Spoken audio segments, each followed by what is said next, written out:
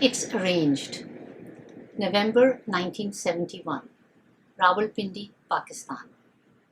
You're getting married, Mummy announced. I was at the CB College for Women in between my postgraduate English literature classes, hanging out with my friends. Mummy had tracked me down. Your fiancé has arrived from New York, she informed me. He has to return to America in 2 weeks, so you're taking off. Let's go. I have to take you to the tailor's to have your wedding outfit stitched. I had gotten engaged a few weeks ago. A wedding date had not been talked about, but it had seemed like it was in the distant future, or so I thought. But now he had come to Pakistan all the way from New York, so I had to get married. And that was that. I am getting married. I am going to America. I'm getting married. My future husband is coming tomorrow. What will it be like to see my fiancé for the first time? Will he attempt to talk to me? Will he be shy? Or has living in America made him forward? Will I be too nervous to talk to him? Oh, please, let him be taller than me in high heels. My first marriage proposal came 4 years prior, when I had just turned 16. My parents turned it down on the grounds that I was too young. Over the next few years, I continued to receive proposals, or rather, my parents received proposals for me, all of which they turned down, either for the same reason or because they deemed the match unsuitable. Most proposals were from families we did not know. They had heard about me through word of mouth. As was the custom, mothers of eligible young men would put the word out. Can you recommend a suitable girl for my son? She should belong to a good family, pretty, preferably tall in height, well educated and light-skinned. Aunties would spread the word and become self-appointed matchmakers. A ripe forum for matchmaking was weddings. Eligible girls would turn out in their finery, looking their best, and mothers on the lookout would scan a room for a girl who fit the bill. On the spot, discreet inquiries were made. Who is that girl in the green shalwar kameez? Is she spoken for? Who are her parents? Introduce me to them. Pleasantries were exchanged, and both mothers sized each other up. If you made the first cut, the mother of the boy would then follow up with a visit to the girl's home. I was once picked up in a movie theater. I was with my uncle and some friends, and sitting on my right were two ladies who had been looking for a match for their brother. During intermission, they struck up a conversation and got all my biodata out of me. My name, my father's name, which college, and managed to identify a common acquaintance, my college professor.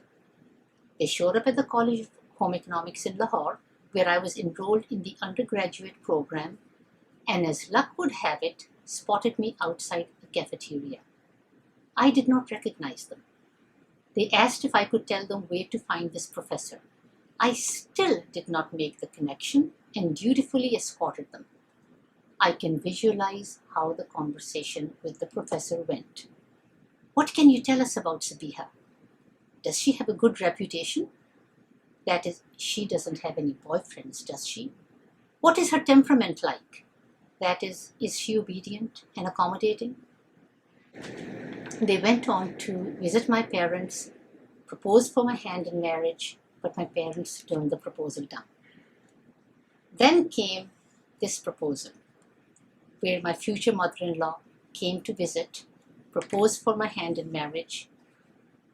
After she left, the whole family, as in parents, grandparents, uncles, aunts, cousins, cousins of cousins, all assembled in the house to discuss my future.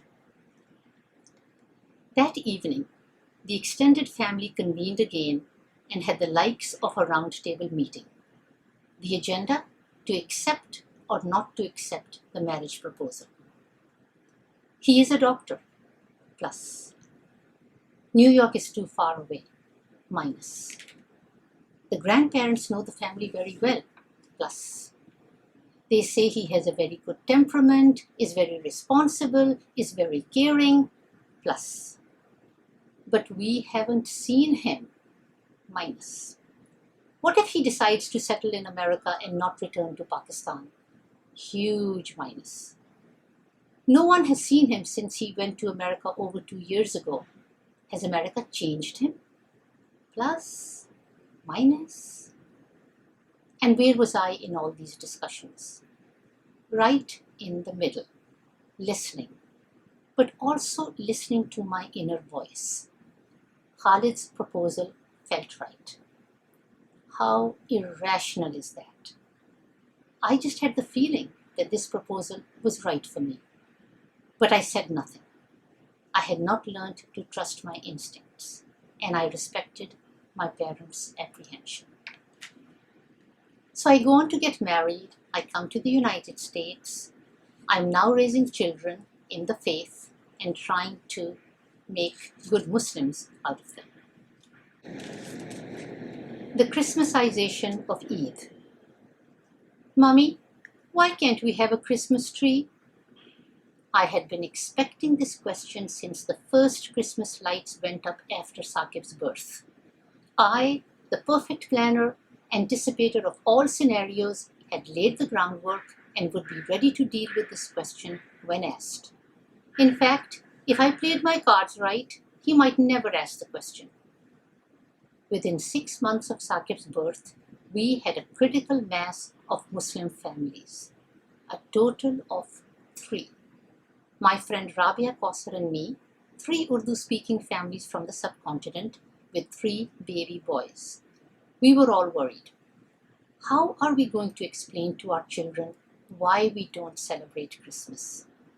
How does one explain to a child that yes, as Muslims, we believe in the miracle of Jesus' birth, we believe he was a prophet, but we don't celebrate his birth with a tree or gift giving? That's not good enough for a child. Who doesn't love the festivities of lights, Santa Claus ringing the bell, shoppers walking out of Macy's with piles of gifts, children lined up at the windows of Saks Fifth Avenue, the Radio City Christmas Spectacular, the towering tree in Rockefeller Center, and the city as decked up as a Pakistani bride? Well, if we love it, won't our children? Won't they wish they were part of it? Won't they feel that they are missing out on life? Won't they wish they were born Christian? Oh dear. Well, don't just stand there and wring your hands. Do something. I reached out to my Jewish friend Nancy. Minorities reaching out to minorities. You have to come up with a substitute. When is your religious holiday? Make a big deal out of it. We will Christmasize Eid. Give it a makeover. We set the ground rules. 1. All 3 families have to take the day off. No excuses. 2. We adopt one another as family, get dressed in traditional shimmering shalwar kameez, baby boys included, without the shimmer. 3. We all go to Manhattan for Eid prayers. 4. We converge back home for a potluck feast. 5. We dress up the apartment inside and out in colored lights. Never mind that we will have to explain to the neighbors when they ask, Christmas in October? 6. There is no 6th. We are not going to put up a tree. 7. We exchange gifts for the children, replacing the traditional Eid of cash gift, and make a noisy fuss over tearing open the crackling gift wrap and going, yeah, ooh, ah, just as Christmas. Brilliant.